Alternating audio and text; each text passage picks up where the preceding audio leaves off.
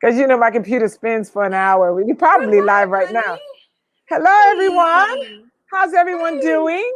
Oh, I'm so excited about today. Yes, we're very, very excited about today. No one's on yet. Well, they probably are. My numbers take a minute to catch up.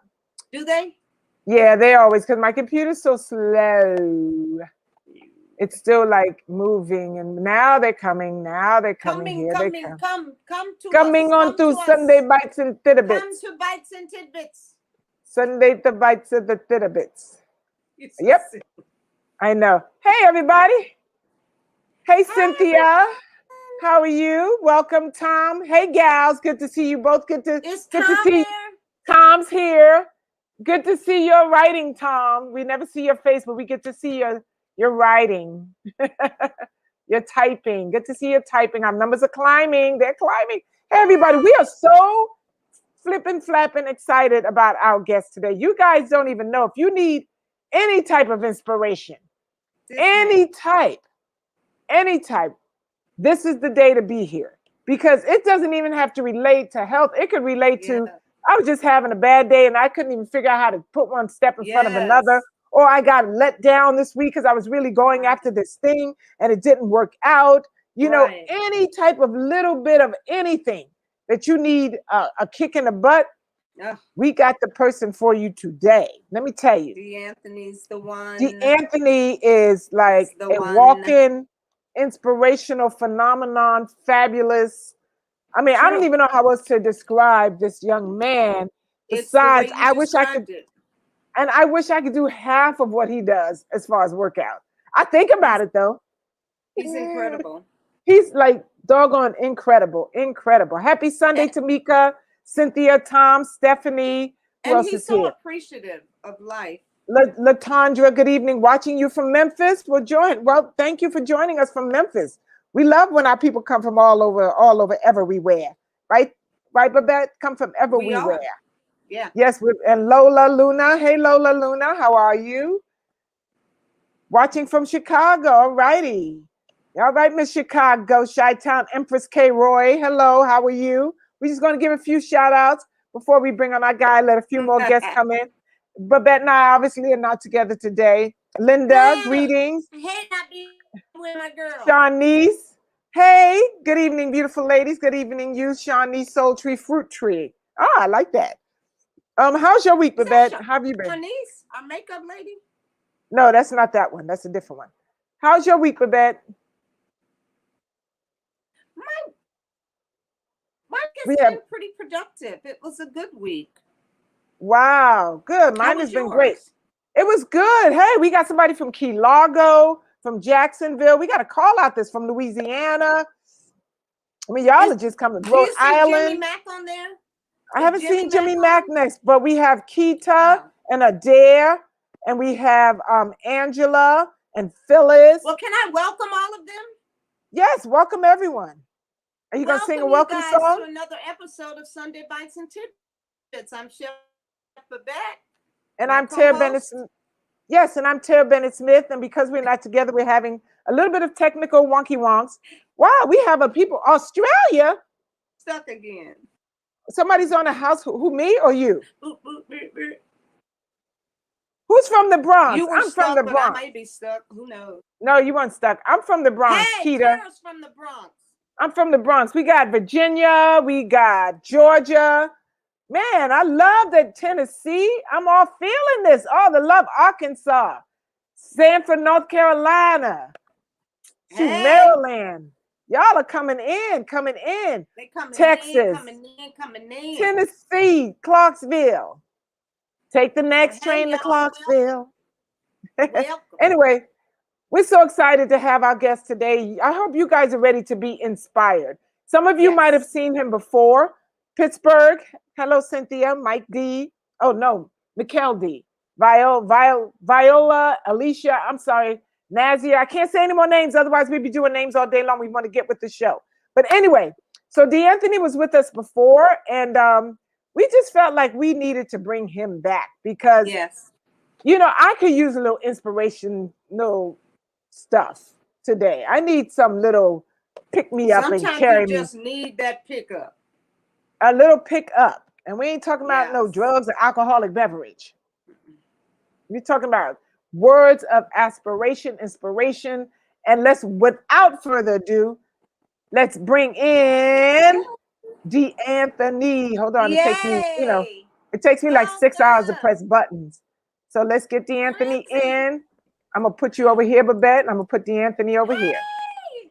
Hey! Ladies, ladies, ladies. How you doing? How you doing? How you First of all, doing? everybody needs to know D'Anthony is my son. I adopted him along the way, so that's my baby right there.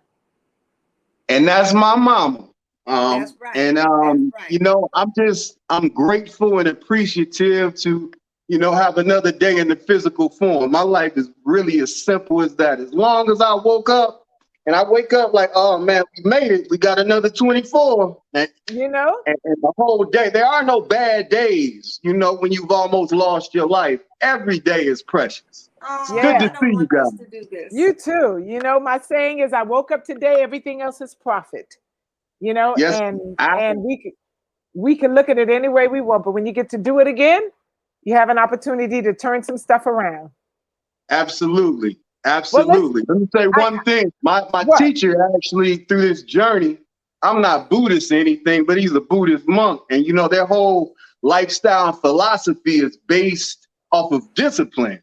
So what he told me, he said, D, as a cancer patient, you're gonna survive through this, but your stinking thinking is gonna kick in. And I need you to create a regimen where the stinking thinking doesn't even have an opportunity to kick in. I said, okay. Did you say stinking thinking? I like that. Thinking. Thinking. I said, how do you do that? He said, so what I want you to do is before you go to bed, I want you to walk into the bathroom, look into that mirror, smile, say, self, man, we did it today. We made it through another 24. I know I'm not promised to see you tomorrow morning. And if I don't wake up, I'm okay with that because we gave it 100%. But if I do wake up, baby, it's our birthday because we born again. And he said, when you wake up and it's your birthday every day, there's no such thing as a bad day, baby. There you go. I love it. Catherine says, absolutely, daily resurrection. There you go. But I'd like to ask you one thing, baby.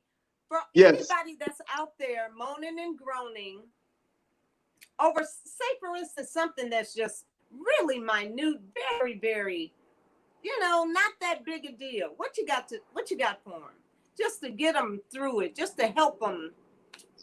So all I can give is what was given to me. And on my worst day, I remember that somebody last night that thought that they were going to wake up this morning had no idea that last night would be their very last night. And like I got pain from my head to my toe. I have a debilitating disease that causes tumors to formulate on my peripheral nerves. Why don't we, before I want to really, because some people don't know.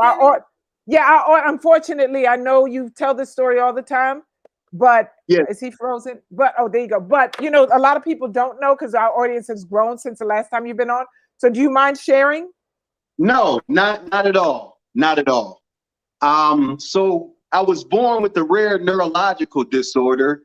They refer to it as NF1 and NF2. And you may hear it referred to as the disease where the people raise money through the underwear runs. We're the undie people. But what NF does is it causes tumors to form on your peripheral nerves anywhere in your body without notice. I've had 11 back-to-back 9-hour operations because of this disease. And it's basically being born with benign tumors and waiting patiently for them to become malignant. Now, they told me at 14 that I'd have cancer at 16. At 16, they told me I'd have cancer at 19. 19, they told me I'd have cancer at 26.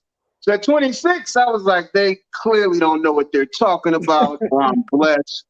And I wasn't even a positive person at that time. I was probably a little arrogant and probably said that I beat it or whatever.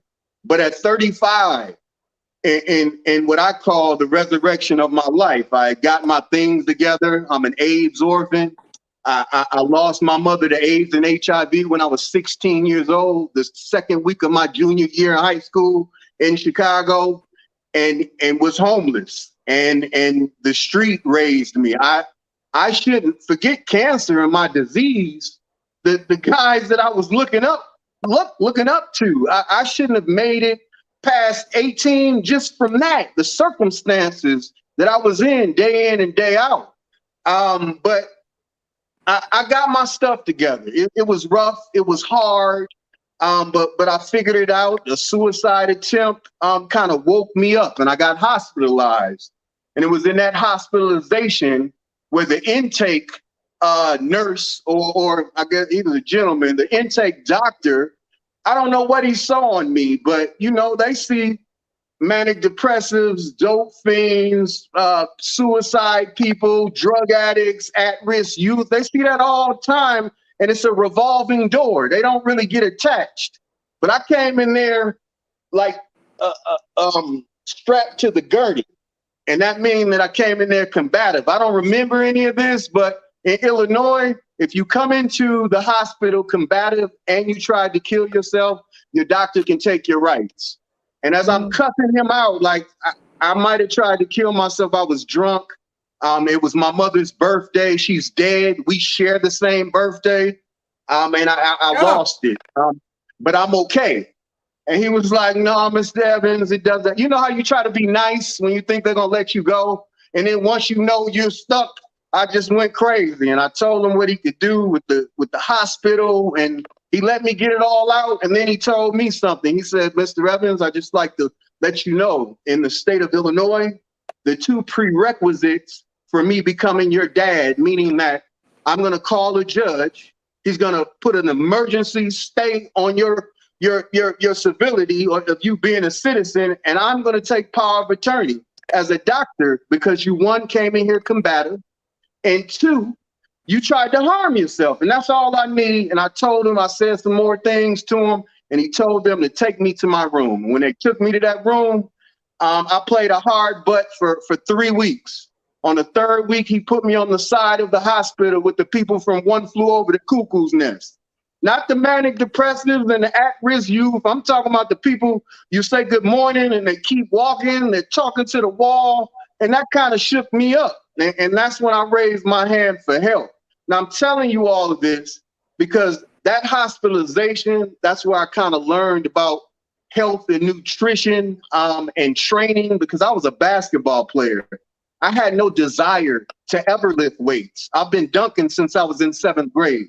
Where I'm from, we all thought I was going to the NBA, not to be Michael Jordan, but I would have took a Dennis Rodman check too, because that's who I was. I will hustle and I'll jump you out the gym. I'm going to get the last rebound. And my coach told me, you don't have the ball skills to be the star, but every team needs a team player who's going to bust their butt. And that's who I was.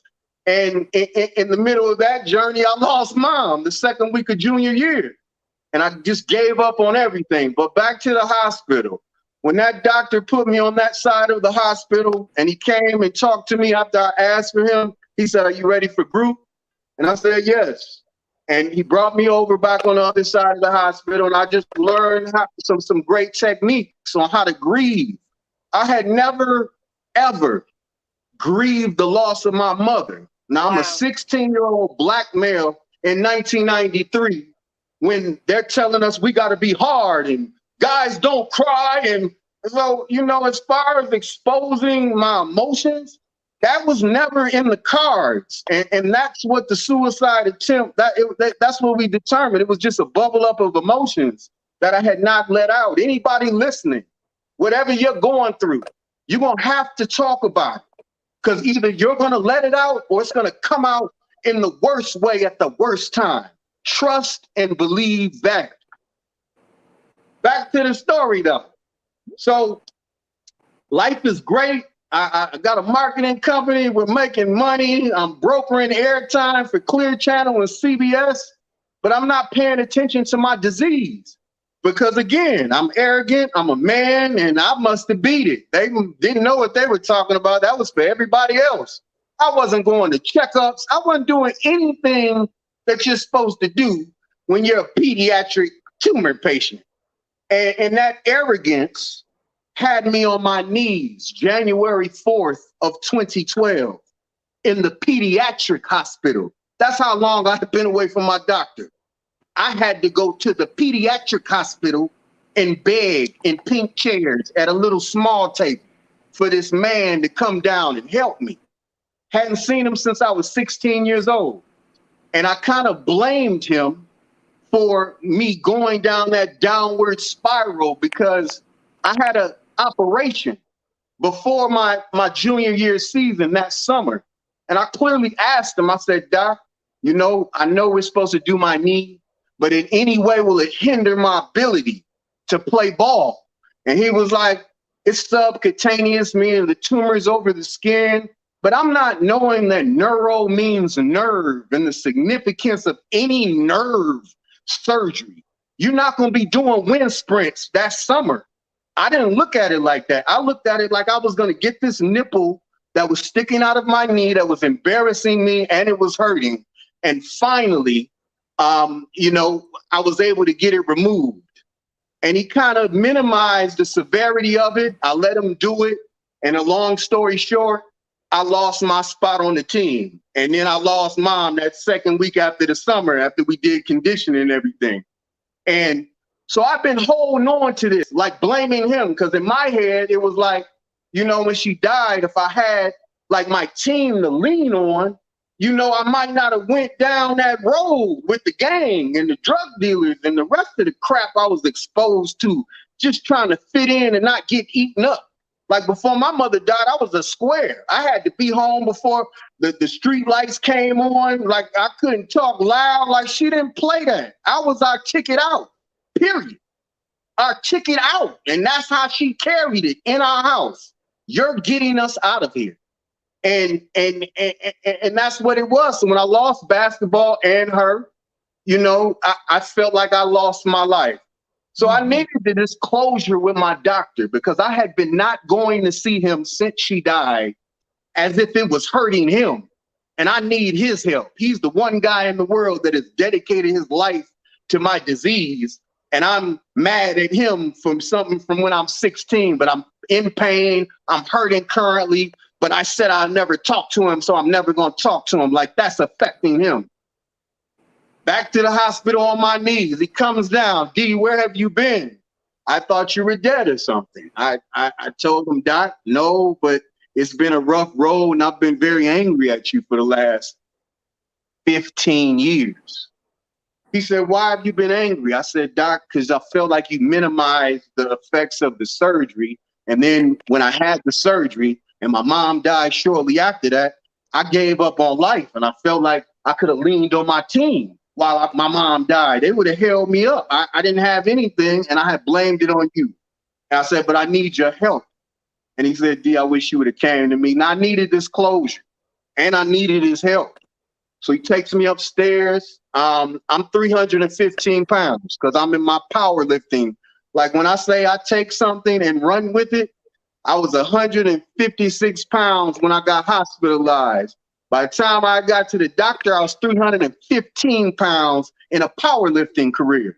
10,000 calories a day, 40 pounds of chicken breast a month, whey and casein shakes 3, 4, 5 times a day, trying to be the biggest, strongest, healthiest guy on the planet with bad information. I'm doing everything they're telling me to do. You just eat whatever you eat, and then you're going to get on the treadmill. It's going to sweat off. I didn't know about organ fat. I didn't know about the GI. I didn't know about anything. I just know I was a little dude that started gaining muscles and fell in love. Like I can get big too, and just took it and ran with it.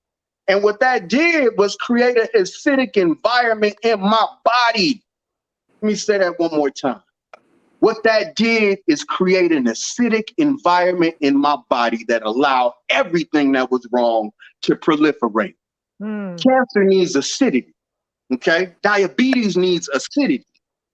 What else? High blood pressure needs acidity. Carotid heart failure, all of those things are based around the environment in which they exist. And if you remove that environment, You might not kill or cure it, but you can live harmoniously with whatever you're going through. And that's the name of the game, waste reduction, bringing down the levels of uric acid and kind of balancing it back out. But back to Doc. We're upstairs and, you know, he's doing the hand examination and I got a lot of muscle. So what I'm saying I'm feeling and what he's saying I should be able to feel what you feel, D. And I think it's just muscle spasms because you look how big you are, those weights. And he goes, and see, I didn't want him, we were getting along and we made up and here you go about to give me some muscle relaxers. And I keep it shut for a minute. And he's like, you know, D, I don't feel anything. It's probably a muscle pull. Now I know my body. This pain felt consistent with the animal trying to claw its way out of my body. And I'm conveying this to him. He's like, D, and he reaches for the prescription pad and begins. I said, Doc, listen, I'm not taking any prescriptions. I'm not leaving here. I don't think I have another day. I'm not leaving. And I didn't get ignorant, but he caught the tone of my seriousness. And not because he believed me, but to shut me up and send me home, he sent me downstairs for radiation slides. When I get down there, we do the slides and everything. And I'm sure everybody knows when you do radiation slides, the radiologist does not release them until he does a report. My radiologist report, I mean, my slides made it upstairs before me without a report. Like he wanted to just show me, look, there's nothing there.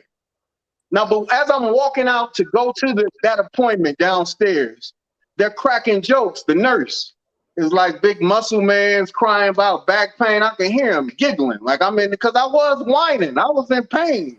And I probably did sound like a baby. Hey, but they were teasing me a little bit. So when I come back through the office doors, nobody would look at me. The entire energy had changed. It went from cracking jokes to everybody's looking at their feet and fumbling through papers. His door is closed. He opens the door, looking at his feet. D, could you come in here? And he's talking in this voice. I said, here we go. I sit down. He pulls the slides up. He apologized. He said, I'm sorry, D, there's a substantial mass flushed on your spine. Oh. And I don't think it's operable. We generally don't do operations because, you know, patients want us to do them. We do them based on success. And we haven't successfully ever done an excision of a 2-pound tumor off of a person's spine. So let's do the pathology because we don't know if it's cancer, but I apologize. There is something there. And I understand why you're in pain. He said, give me 24 hours. I don't really think they're going to allow me to do the surgery. But if they do, the next thing is do the surgery and send it off to pathology. That was the longest 24 hours of my life. But he calls me and he's like, look, they're going to allow me to do it. And I said, wow, how did you pull that off? He said it was like an episode of House. I don't know if you're familiar with House, but he's the crazy doctor that all of his peers are like, you're going to kill him. And if you do, that's your job. And basically, this is why I've forgiven him, because he put his livelihood on the line. He told them if anybody's going to make it, it's going to be this kid. You don't understand what he's been through. He's going to make it. And he put his job on the line in his life. They told him, we're going to come after you if anything happens. And so we did the surgery. It was 9 long hours. And they removed the 2-pound, 7-centimeter tumor off my spine without paralyzing me. I, of course, had to sign 13 waivers that excluded them from liability should anything go wrong. And, you know, I celebrated, and I shouldn't have, though, because I was like, man, you dodged another bullet. Meanwhile, the pathology is still out. Like, I don't know if I'm really out of the water. I just was celebrating that this tumor was out of my body. I get that call on the 14th day. Same voice as when I came back up from radiology.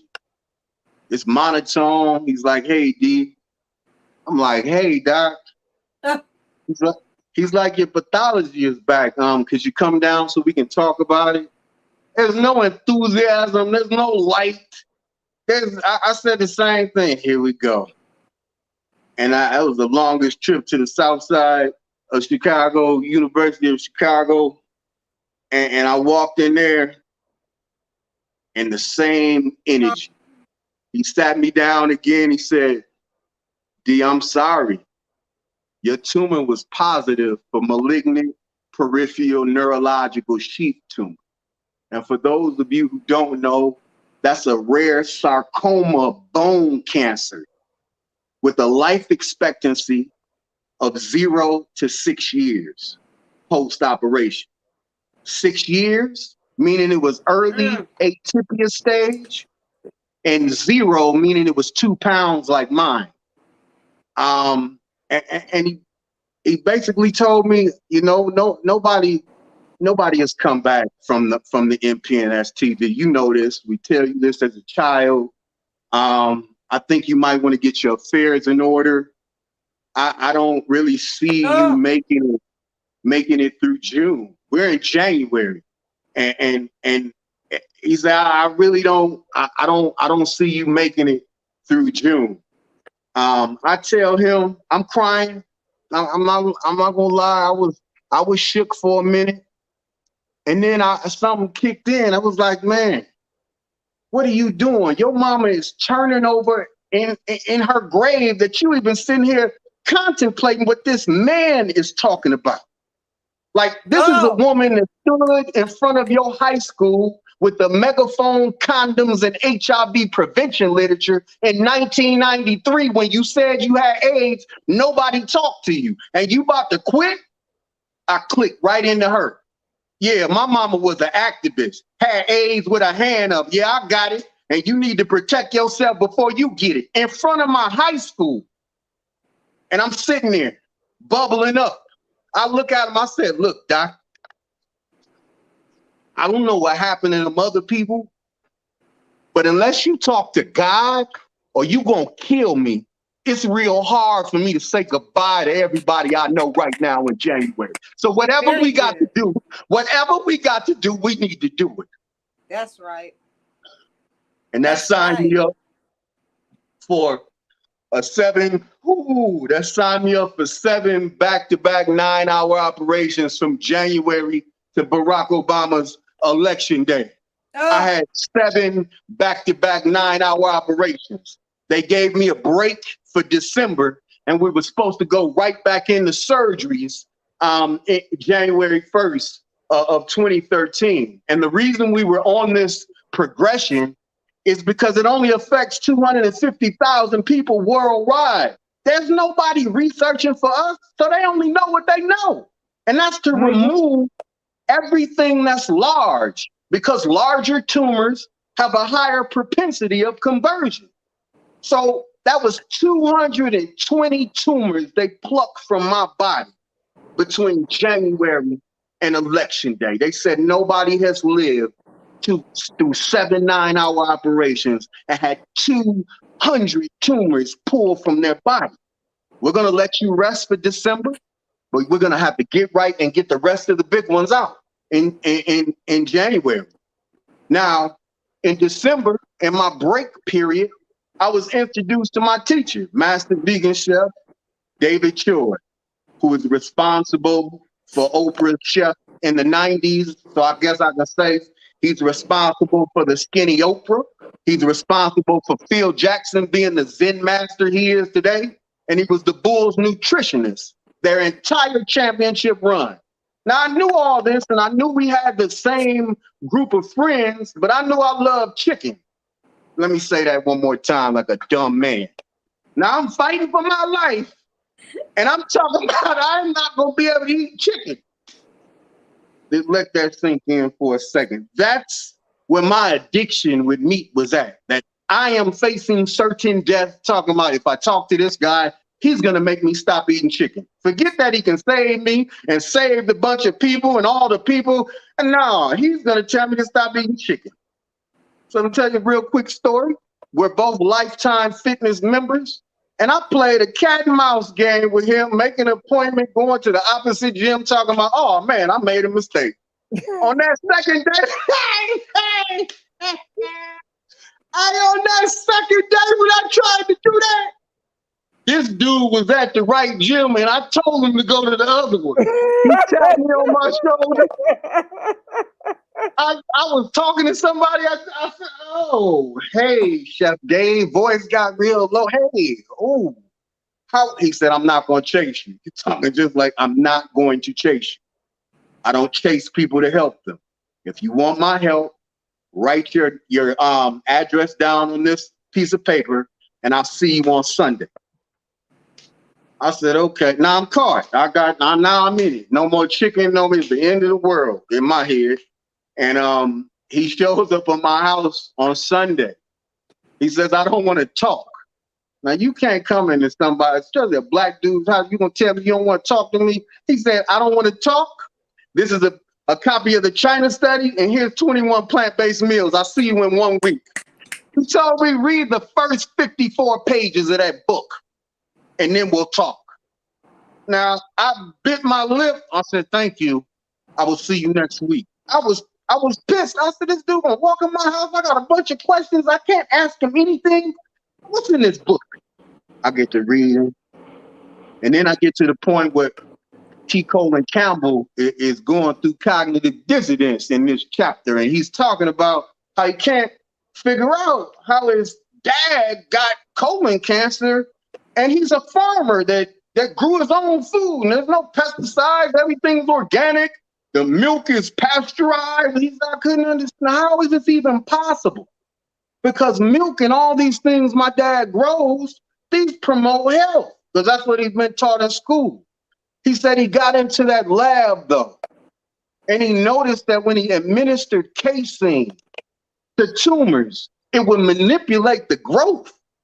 And then he would experiment with dairy, and the tumor marker would jump. And I just grabbed my head. I said, ooh, dummy, you been drinking that whey stuff 3 times a day for 17 years. Oh, it was me. It was me. When he came back that Sunday, you ain't never seen a more humbler student. I was, it's good to see you, Chef Dave. I'm ready. It was the whey protein. He was like, you're gonna argue with me. Look how big you are. People probably can't tell you much. That didn't feel good either. I was like, I'm trying to be better. Just guide me, teach me, and you know and this is before my next surgery in January. He said, look, I need you to give up everything you love, and you can have your life back. And I said, what does that mean? He said, I need you to fast and refrain from eating meat, dairy, yeast, and sugar. I almost fainted. I said, what? You say that one more. He said, meat, dairy, yeast, and sugar. I said, that's everything, though. There's no, like, is that every day? Or can we, like, on Saturday? He said, no meat, dairy. I said, my God. He said, how are the pine nuts? Do you understand? I know you guys understand the transition when everything tastes like dirt. Now, I'm an avid meat eater trying to get pine nuts down my throat. Like, I'm throwing up. It was the roughest 6 weeks of my life. Because it takes about 6 weeks for the taste buds and the palate to adjust. Anybody, if you're just transitioning, keep hope and just hold on. You make it through that 6 weeks. You make it through that 6 weeks, baby. You good. So he also said, I need you to detox your GI. And I was like, you mean like a colon cleanse? He's like, no, that's a Western philosophy. The colon is plugged into the 30-foot holes. I said, what are you talking about? He said, from your mouth to your rectum, that's kind of a hose. I mean, you know, there's different passages that the food travels through, but in layman's terms, it's a hose that's compressed into 6 inches. And somehow Westerners think that whoever you believe in, whatever God, that they made a mistake. And we're like, maybe, you know, we're going to make clumpy stuff go through a water hose because that makes sense. And he said, because that makes sense. But I was like, no, like it'd be like a lion with a straight shot. He said, right? If that's what we would design, it should be just a trap door. Just. And I said, no, you got a point. He said, so not only do you have to detox that GI tract, and the reason you have to do it is because there's undigested food. He said, Americans don't chew food. Like you chew 3 times and swallow. And what do you think? It magically goes through the 30 feet from osmosis? He said, you have to pulverize that food so it becomes a liquid so it can move through that tube. He said, nobody does that. They chew 3 times and swallow for breakfast. They do that for lunch. Then they do it for dinner. And then you put 3, 4, 5, 10 years of that behavior, you create a nice amount of organ fat. And organ fat is visceral fat. I said, what's visceral fat? He said, that's not the fat you can get rid of with sit-ups. The only way you can get rid of visceral fat is either liposuction or by not depositing the same things that got it there in the first place. And your body will naturally, through the transition process, go and find it. Oh, he said, there's some chicken and stuff in your gut, and he hit me in the stomach. He said, there's a bunch of stuff up in there, and it's going to work itself out. He said, but I need you to observe some sodium bicarbonate. I said, what's that? He said, it's baking soda. I said, what's the baking soda going to do? He said, it's not Arm & Hammer. It's an alkalinic baking soda in the sense that a chemist will tell you the most alkalinic substance on the planet that we can consume as human beings is sodium bicarbonate. He said, it's also the key ingredient in every over-the-counter antacid, just period. Like from Pepto-Bismol, Tums, Rolaids, the key ingredient in all of them is sodium bicarbonate. I said, okay. He said, but you can't do anything when you do this. I said, why? He said, because your bowels are going to relax. I said, what does that mean? He said, no matter what you're doing or where you're at, when that acidity hits that alkalinity, there's going to be some type of combustion. And it's either going to come out your behind or it's going to come out of your mouth. But there will be a reaction, sort of like the volcano at the science fair. I said, okay, ladies, when I tell you I was 315 pounds, I did that and I went in that bathroom and I was in there for 2 hours. Whoa. It was like, don't even leave because God's going to sit down. And every time I just quit. I was like, I just got to sit here and I'm sorry. I was apologizing because I was like, this is not it right here. But when I saw them first 2 abs in week 2, and I've been powerlifting for 17 years, couldn't get 1 ab. I couldn't get 1 ab. I was pregnant my whole career, just pregnant. I was small, had these big arms, big legs, and he was pregnant. You know, and they didn't tell me that I was going to end up pregnant. You know, I looked good from the side and I was straight from the back. But as soon as I turned around, it was just like, ta-da. You know? But coupled with the baking soda regimen protocol, and he also gave me a turmeric regimen protocol. And the turmeric, he said, the reason I want you to get on the turmeric is because we do that because we observe the Indian culture and the conditions they live under. They live under the worst conditions, but have the strongest immune systems and outlive us all. And they're all in poverty. He said that's because they have a high curcumin or turmeric values in their blood. Wow. And everything is about peak levels in your blood. He said, if you can get on their regimen and their rhythm, there's nothing that can penetrate your immune system. You've essentially become them without the environment they're in. He said, and when you take it before bed, because that's when I want you to take it, while you're tossing and turning horizontally, he said, this is the only time we're horizontal for more than 6 hours. And while you're tossing and turning, the turmeric is scraping your GI, flushing back and forth, working for you, loosening up particles, loosening up that sludge that's stuck on the walls of your GI. And every single day when you stand up in the morning, a little more is going to slide down to the small of your back, and you're going to have the most amazing bowel movement every single morning. Now, there was 4 weeks of this, and I'm ready to get right back into surgery mode. And before they let me go, there were some spots on my lungs that they made sure they let me know. Well, we don't know what it is, but there's something interesting on your lungs. And so I had been carrying that too. But I kind of believed in what he was saying, but he was the one telling me I can help you live. And they had already told me they wanted me to meet with the hospice nurse. So I'm on his energy because he believes that this can happen.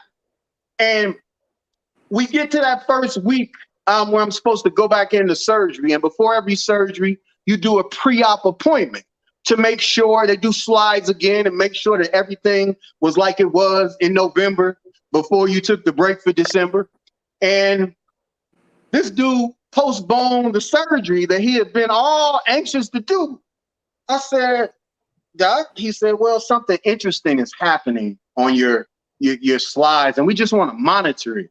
Now, we went from emergency spots, get right back to it, so we want to monitor it.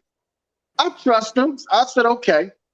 Whole nother month goes past, new surgery date, same pre-op thing. He postpones it again. And I get kind of agitated because before every surgery, to make me feel better, I train like I'm going to fight Mike Tyson. Like in the gym, I'm just going crazy. I said, man, I'm going to give my body the best shot. 9 hours is a long time for anything. And so I can't be doing that, though, and not have the surgery. It's like training for the big game and don't get to play. Right. And so we get to March. And before he get here, I said, look, Doc, I need to see my slides. I kind of demanded it.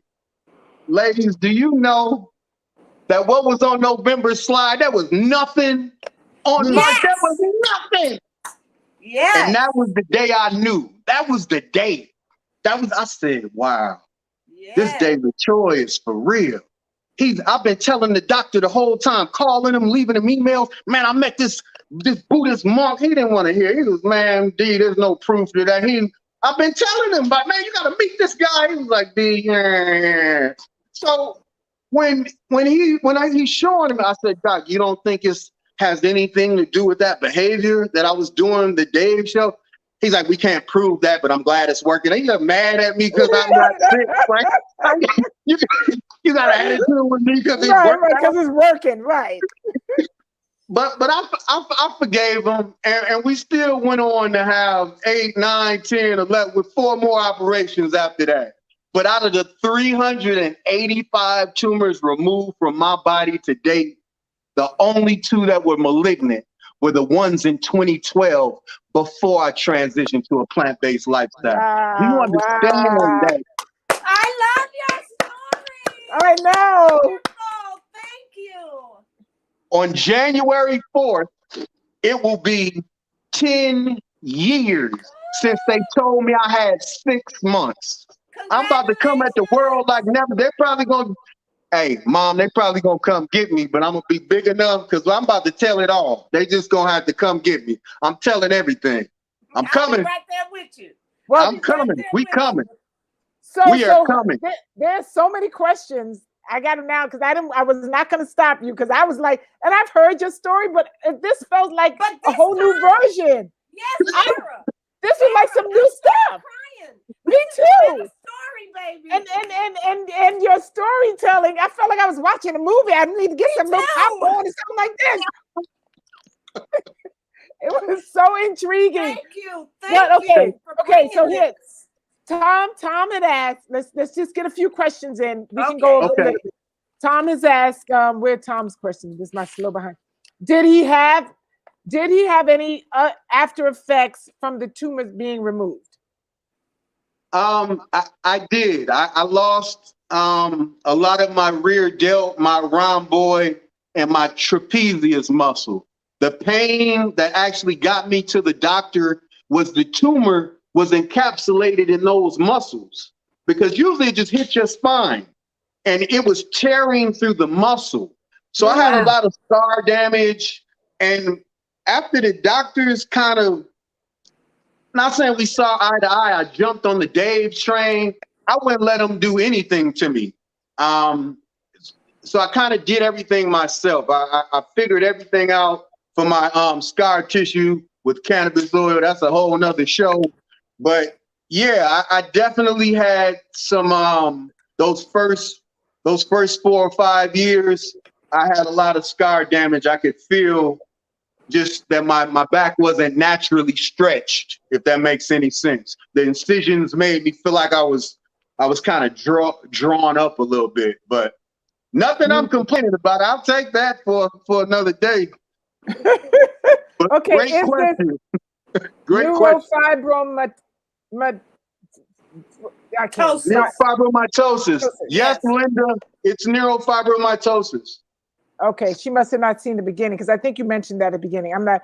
Okay, someone says, you are strong. I just got to add this. You're a strong, brave. Hold on, this stupid thing.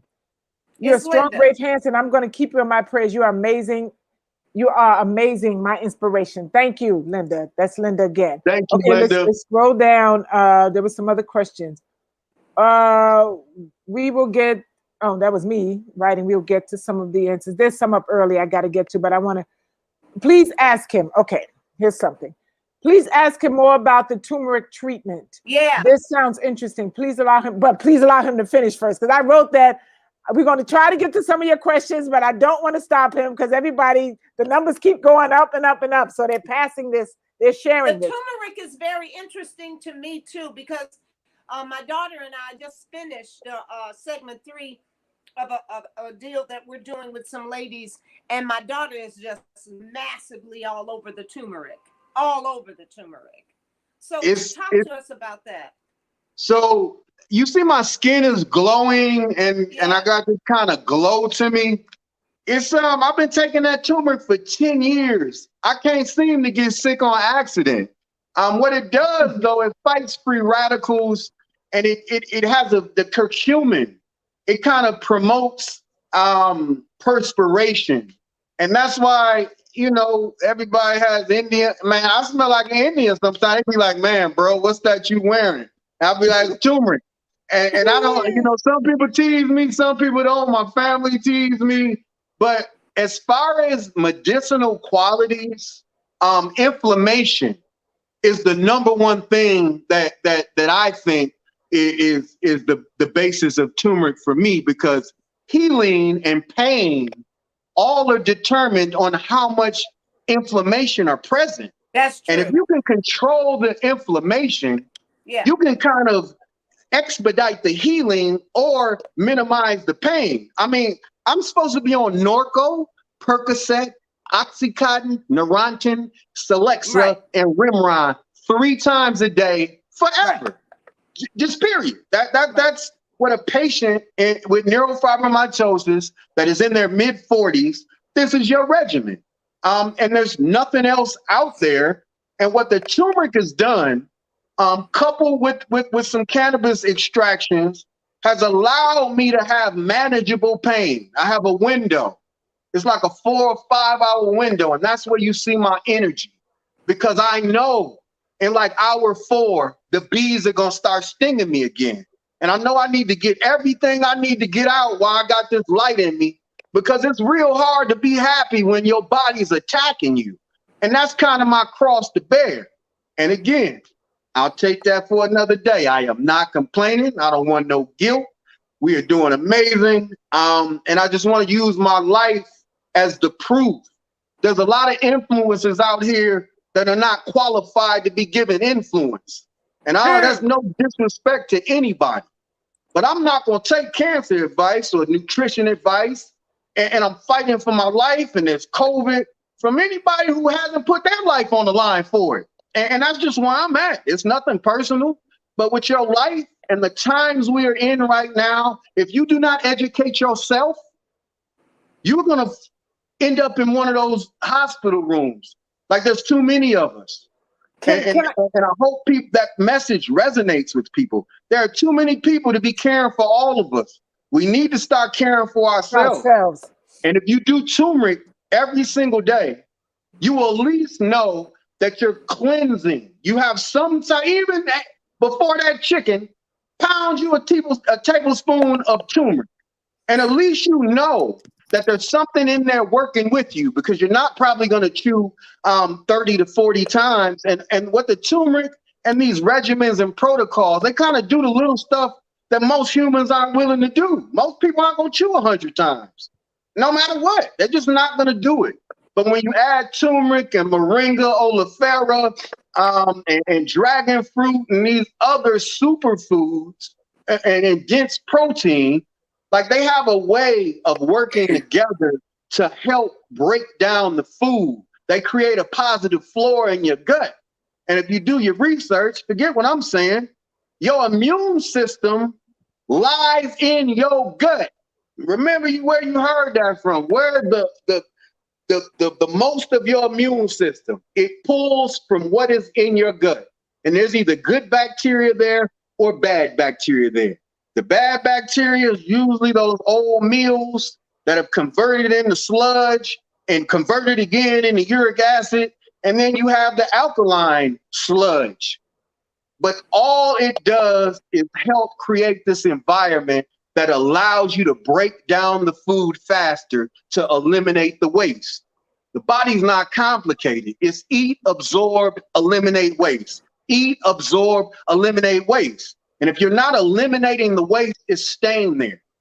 I'm going off on a tangent. Y'all got to stop me when No, we ain't gonna stop you because let me ask you a question. I have two questions.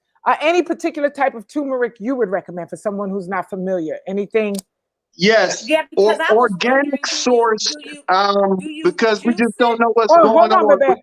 Say it again. No, I wanted him to answer my question with your question, because I wanted to know if he was juicing it or if he's just using the powder also. Okay, go ahead. That's a great question, Mom. I'm actually a powder guy. I do 2 teaspoons of turmeric, 2 teaspoons of Maya nut, which is a probiotic. You said Maya nut? Maya nut. Maya nut. Right, that the Maya Nut Institute. These are great people. These are our people, and they're like professional first responders. When kids are starving, what the Maya nut does is it reduces the distended stomach. It usually takes a month for a kid to be able to eat again. What this does is create that bacteria in a minimal amount of time, allowing them to receive and absorb food faster. What it does in a healthy person is it's like having a mouth down there, and it assists in breaking the food down. Everything I do is about elimination and absorption. I mean, because that's how he trained me. So food isn't food for me. Food is fuel. And then I do a lot of snacks to kind of get my mind off the fact I'm stuck eating pine nuts forever.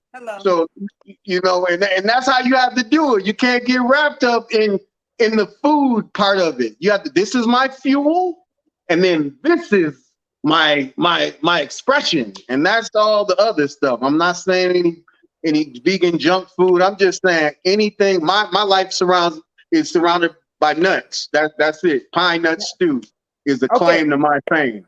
So, but Mama, I have never juiced it, but I don't see why that won't work. But I'm personally a powder guy. The juice will probably absorb even faster, to be honest with you. Well, because I do so much juicing, I usually buy the turmeric root and just throw it in my juice. But man, go ahead, Tara.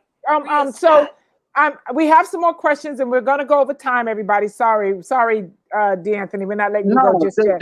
I'm alive. But I'm going to take a risk here, because the last time, and we're not going to go deep into it, but I do want you to, you kind of hinted on it a little bit, but your body and all of what you've been through and how strong your immune system is, during this last year, where was your mindset and concern? Now, see, the last time we brought it up, they didn't even tell people we were on the air. But I don't care right now, because I think this is really, really important. And since it's not a whole show about the big C, and whichever big C we want to talk about, it's not a whole about that other big C. I would like for you to share a little bit about that.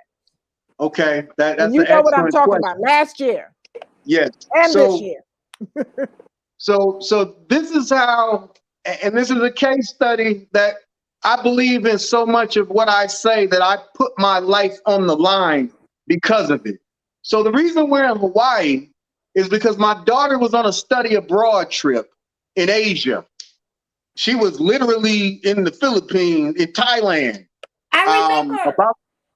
I remember when that happened, when you guys Yes. About to go to Nepal. This was for 13 credits. It would officially be her freshman entrance into college. We were supposed to be moving to California. She was accepted at Whittier. And then the bottom fell out of the world. And when the president got on TV saying, if you're abroad and you're not back, and he starts threatening that we're closing the borders and my 17-year-old is in Asia, you know, I have some decisions to make. First of all, Dave has been feeding me my meals. This is how amazing this man, like, let's be frank, Koreans and African Americans traditionally do not get along. They pitted us against each other. This Korean man fed me for the last 9 years for free, $1,100 worth of pine nuts every week. And I knew that if I flew to Hawaii, somehow I was gonna have to fix my own food. But that didn't matter because I knew that my daughter was there.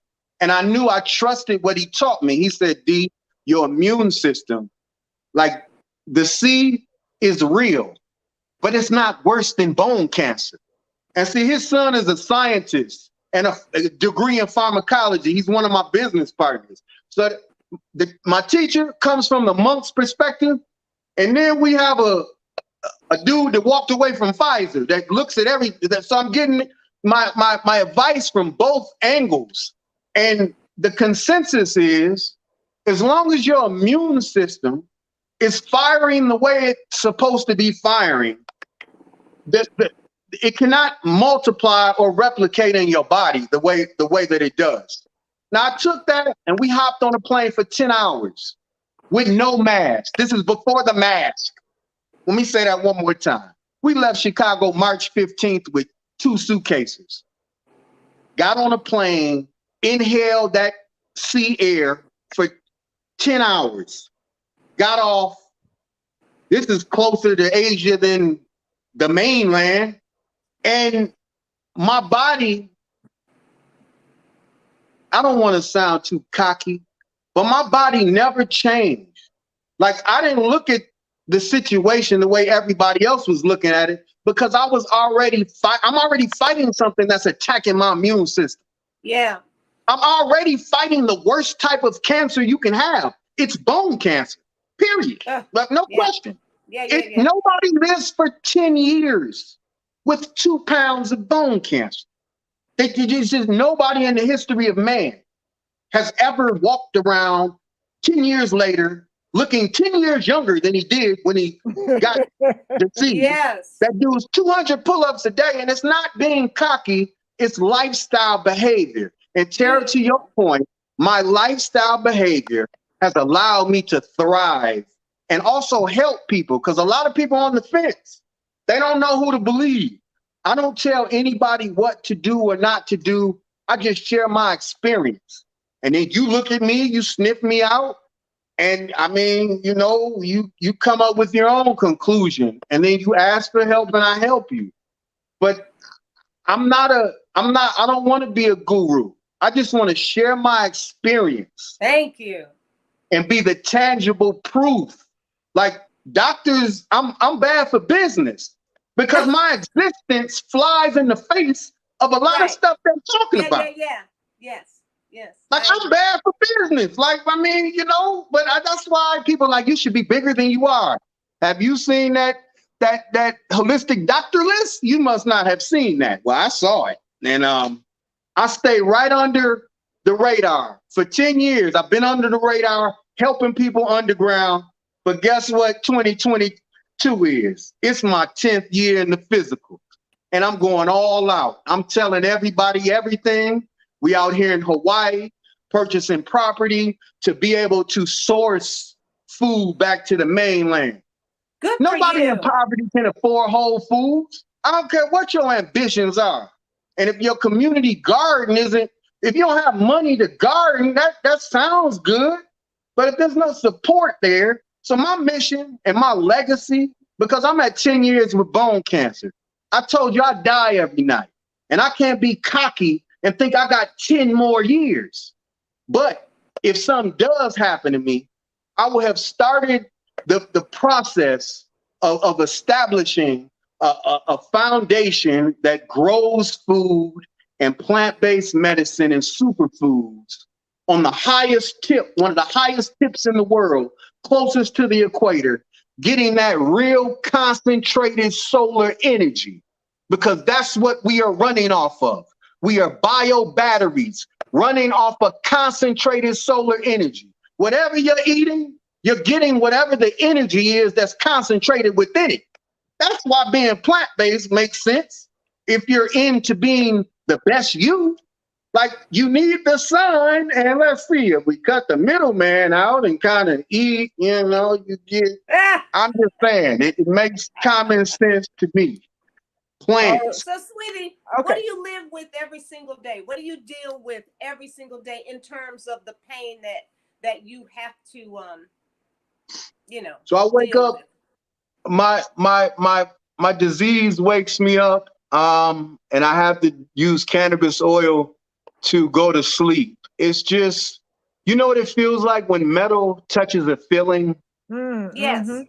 Yes. It's that feeling, but it's like with no notice. I'll just be sitting here talking and something happen like that. Like, it's literally feels like I'm being shot. What you're talking about? Can you show them the physical? Yes. What you live with? So this is my foot. Oh. Wow. Every black mark you see are tumors. Wow. I walk on marbles.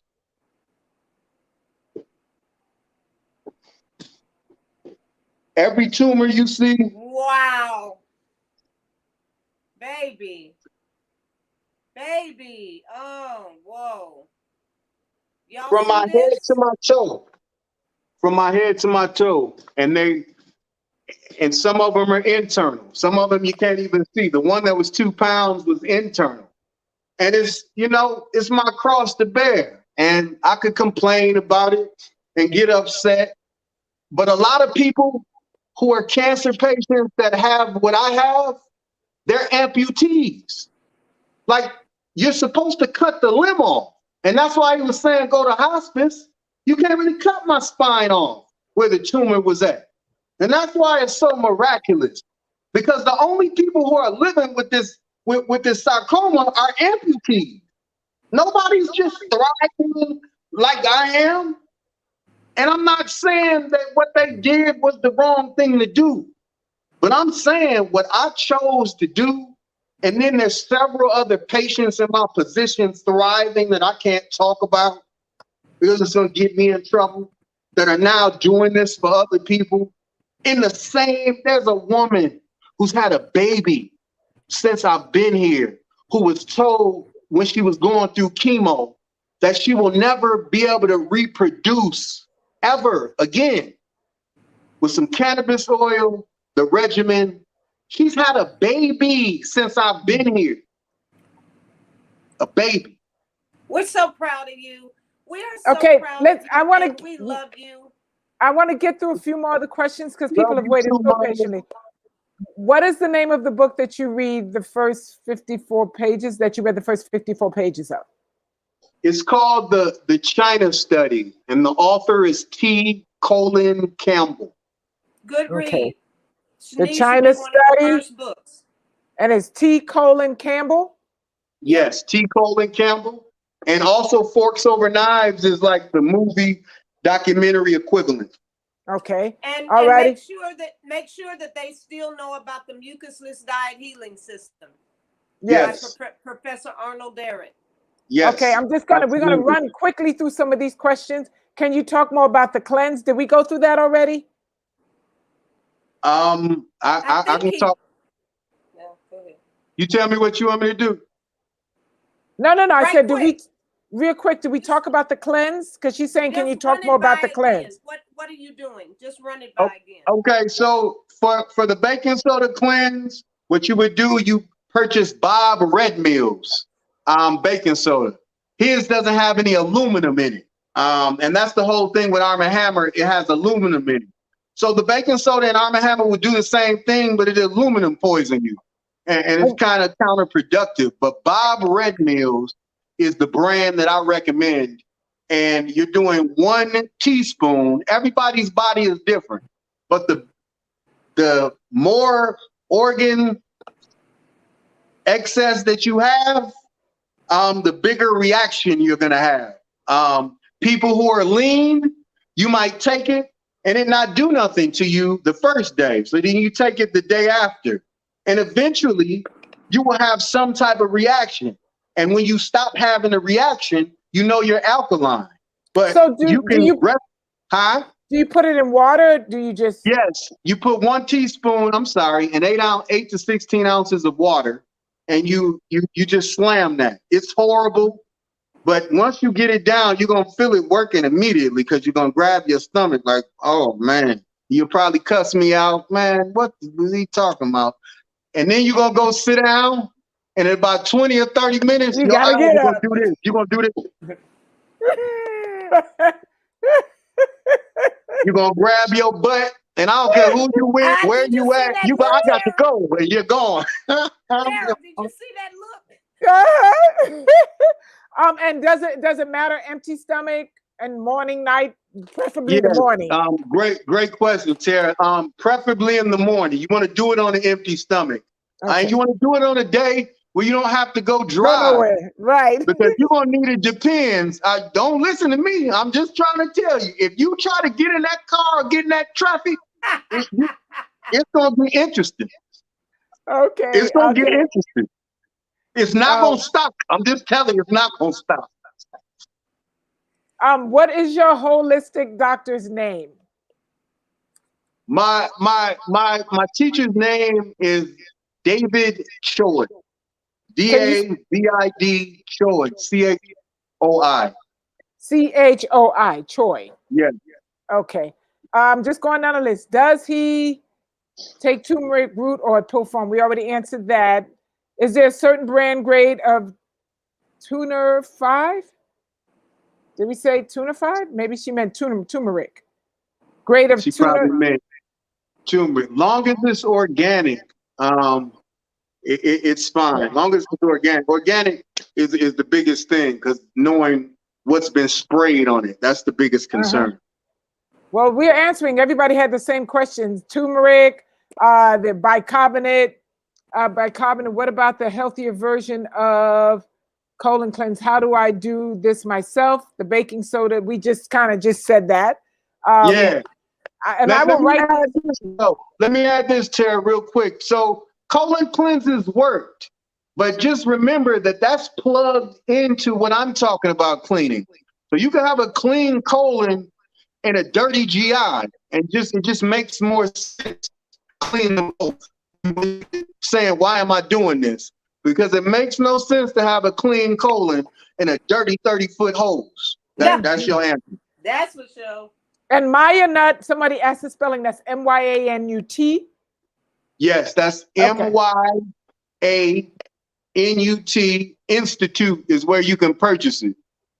The Maya Nut Institute. Those are my people, me and my wife's people. There are other Maya nuts and breadfruit and all that, but these people, the Maya Nut Institute is what I take. And someone's asking, how much water do you drink a day? That's a great question. I do a gallon and probably gallon and a half, 2 gallons. but I'm up and I train 4 hours a day and I'm always perspiring. And I understand that my water consumption is not only to replenish my body, but also to assist in pushing things through my GI. That's what my whole life's about, the GI and keeping it clean. But yeah, Wow. 1 gallon at a minimum, 1.5 gallons, 2 on a good day. And the turmeric, you think I'm just talking it? I train with turmeric. This turmeric. I'm like, yeah, he's not just talking. It's a gallon right here, 1 gallon of turmeric. Well, this is how you do it. Look. Yeah. That's why your tongue is yellow. Yep. That is why my tongue is yellow. Yeah, someone wants his social media handles should be on the flyer, but I'm going to give it to you anyway. How do people find you, D'Anthony? You can find me at D'Anthony Trains on Instagram, D'Anthony Evans on every other platform. Twitter, I'm at D'Anthony Trains as well. Okay. And in Google, you can just type D'Anthony Evans, and it's a lot of stuff going on. And so you said the other one is D'Anthony Evans? Yeah, D'Anthony Evans and D'Anthony Trains, right. On Instagram and Twitter. Platforms. Okay. Yes. I love you, honey. This has been. I love you too, Mama. Wow, I know. Tara, man. I don't want to go. Do this once a month. I know we do. We need to come back with some of your other regiments and things. No. So, guys, I think you guys would love to have him here once a month. He needs to be our co-host. Forget that. Then I think so. You need to be I'm with it. Our man. And let me make an announcement. I got a couple. Yes, I got a couple big projects in the work. I can talk about one of them. I've signed a showrunner deal with some very connected people who have a real liking to my story. And I also have a TV series situation. They're trying to work the life right situation out. But what the first situation is more or less putting cameras on what I do. Mama, when I said I'm going to share it all, it's literally what it takes for a person to tell their doctor, thank you, but no thank you. I'm going to try this. Because that's the only time they call me and my teacher, is when your doctor has told you, look, we've done all we can do, or you feel like you're going to die from whatever they're doing. That's the only time people call. Like, I feel something's not right with what they're doing to me, or they won't do anything else to me. And then that's the only time. Like, I'll be talking this the whole year, and then I get called during those times, but I understand my place. My whole point of saying all this is, through these platforms and this opportunity, I'm literally going to show everybody not only what I do, how I interact with different patients and at-risk youth, just me and my mentorship, and then showcasing other people with amazing, insurmountable stories. And it's more on a unscripted type, reality type situation. And then the one I can't talk about is a dramatic series that is scripted. But Mama, I told you I'm bringing, when these people give me the keys, it's a wrap. They can hang it up. I'm telling you. Well, I mean, ready. I'm available. Because I see them trying to keep you out too. They don't matter. I don't, Mama. I'll be watching because they did the same. This is my 10th year. They kept me out a couple movies, and before I wasn't looking at it, I said, now I'm like, oh, this is some type of. I get wrapped up in helping people. But then when it was pointed to me, they was like, why they don't want you in that? Why they don't want you in that? I said, man, yeah. And then I'm saying, you, Mom, we both get the most feedback, but don't nobody want to put us in that position yet. Because you understand you're bad for business too. Uh-oh. Yes. Well, yeah, because you're 70 years old and you look 20, and you're not using all the creams and the tucks and the needles and the pokes and the Botox.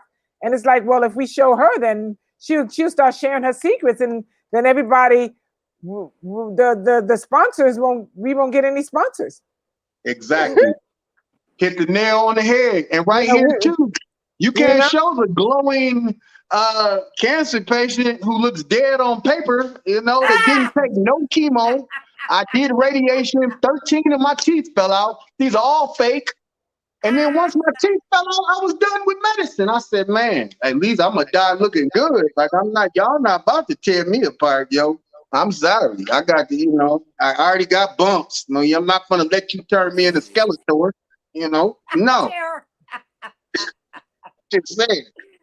You are wild, boy. I want to come to Hawaii. I got to get What part of Hawaii are you in? We're in Haiku, which is located in Maui. It's up country. Okay. Yeah. Wow, this has been, I almost don't want you to go. I feel like, okay, what other questions do I have for me? But I'll reach out to you with my question. Absolutely. Wow, and, someone said when you got rid of sugar, because this is a good question, does that mean fruit too? Okay, so that's an excellent question. What I'm talking about is processed sugar, but if you're in your transition, all sugar is equal, because when you're trying to detox, I don't think it's smart to be doing counterproductive behavior. After you get some significant months, I really think it should be a year before you even reintroduce sugar. That's hard, but sugar is like cocaine. You're not going to do one M&M. You're not going to do one Snicker. We're not wired like that. But I train 4 hours a day. So any type of sugar that's in me burns like this. But if you're not training, if you're not perspiring, no, you really don't have any business dealing with sugar if you're observing this particular regimen and protocol until you get out of the woods and your taste buds has changed and you're a little more comfortable in the lifestyle. In your lifestyle. Well, yes. Wow. One other question. Somebody said, how much turmeric did you put in that gallon of water, whatever you're drinking there? Okay, so it looks like a bot. It is. So this right here was another 2 teaspoons, but this is not what I was referring to, what I do in the morning. That is in a jar that's about 8 ounces. And that's what I start my day with. And this is what I sip through training, because my teacher, and it's some professional athletes that I mentor that I can't really talk about, but they're walking around with this turmeric bottle if you look real close. Because I gotta go get mine. Hold on. It really decreases the inflammation. If you train really hard, you're not going to get sore anymore. For me, that's the biggest thing. I'm 45 years old. Well, be 45 in December, and I don't get sore. And I train for 4 hours, then get up and do it the next day. And that's because of this anti-inflammatory at peak levels in my blood. So let me ask you this, Mama. There it is. Anthony, because you train every day, doesn't your body get used to it so you don't get sore anyway? This would be somebody's question. Yeah, but once you train every day, you normally only get sore when you train and then you stop. You still can get sore. Well, that means that you're doing the wrong training. Maybe you need to email me. I'll give you something to make you sore every day. You're doing the wrong thing. I'm just because that would be a question somebody's going to ask. Well, yeah, once you train every day. No, people always say that. People always say that. Well, anyway, we are now 20 minutes over our time. Man, D'Anthony, you got to come back. I mean, we've got, please bring him back. Please bring him back. Please bring him back. So you got to come back. And then we're going to talk a little bit more about maybe the nutrition side of what you've done. She says, I'm going to start drinking turmeric and water every day now. You got to get your turmeric. Get your turmeric. Get your turmeric. Get your turmeric, baby. Get your turmeric. Hey, D'Anthony, man, so much love. Thank you. This has been, I swear, I was sitting here like I'm watching the show. All I needed was a snack. Too. Had me in tears. And I'm trying I have it on this computer over here, so I'm looking over here going, just stop asking questions. I'm over here. I'm trying to watch the show. Thank you so much for having me, man. I really love what you guys are doing. Everybody, we said hi. Your lovely wife, we said hello and thank you for letting you come on and visit with us today. And we love you. And we'll talk behind the scenes. Absolutely. I love you guys too, man. I love what you're doing. People are watching, and people are talking and watching. Do not stop this. Oh Do yeah, not because stop this. every other day we go, oh, let's just end this show, and then somebody posts, thank you so much. Please don't stop the show, and I go, okay, we can't stop the show. Yeah. Right, You can't stop the show. You can't stop the show. You know what? Even if we have, like today, we had a nice crowd. Sometimes we've had up to 700 people just at the time, and then sometimes it may be 300. Sometimes it may be, well, COVID, when we did that COVID show, we had 20. They blocked us from everybody. They were like, we put COVID in the title. Nobody got notification. Oh, man. They wouldn't let us do it. They wouldn't let us share it. And all we were doing was talking to two people who had it, who were vegans, and what they did. But it didn't matter. So yeah, it did matter. Hey, I got banned for showing my scars, but they can show guns on Facebook. It's real crazy to me. You got banned from showing your scars on Facebook? They said I violated community rules. It was too vulgar. And I'm just scratching my head like, here I am spilling my guts and my hurt and my pain. And you post nudity and violence and racism and everything else. Do you know how many weird people hit me up showing me their whole body, their all of their personal organs, and I'm just like, please stop this. I don't want to see this. And you allow it to happen on Facebook, and you're gonna block somebody for that's ridiculous. Ridiculous, mom. That's trying to help. Like, I'm not selling nothing. I ain't even selling nothing. It's real crazy. You're doing what you're supposed to do. You're sharing the journey. That is what you are supposed to do. Period. We love you, baby. Thank you so too, much. Mama. And you guys have a great time. And when we come out to Hawaii, we definitely going to come to your new place and check out what you got going on there and do a live show from there. That'll be great. Because I've been wanting to go to Hawaii. Yeah. That would be amazing. Thank you. Thank you so much. I love you both. Thank you for having me. Thank you. Bye-bye. Bye-bye. Bye, everyone. Babette, stay here real quick. Wow, that was a great show, man. Such a great show. Yeah, I'm trying to pull you here. Well, we thank you all for joining us. And wow. I don't even know what to say. Whatever was going on in your head prior to, just toss it out the window and live. And I've been saying that every day, just live. Because that's all, that's all. So, and I've never heard him complain. Never heard him complain. He's always just like that. Wow. All right, y'all. We'll see you. All righty. See you next week. We don't know who our guests are. We just kind of find them at the last minute. So. Oh, but baby, Sunday I can't do it. Oh, Babette's flying. That's right. She won't be here. So we'll be off next Sunday. And then we'll be back the following week. So we see you next week after week. We'll probably run this one again. I'm thinking we're going to run the Anthony again. Yeah, we're going to run this one again. So if anybody missed any part of it and want to catch it from the beginning, for those, we're going to run it again because this was really informative and really inspirational. See this one. Me too. We can tell them, make sure you tune in. Yeah. Bye, everyone. Thank you. Love you, honey. Bye-bye.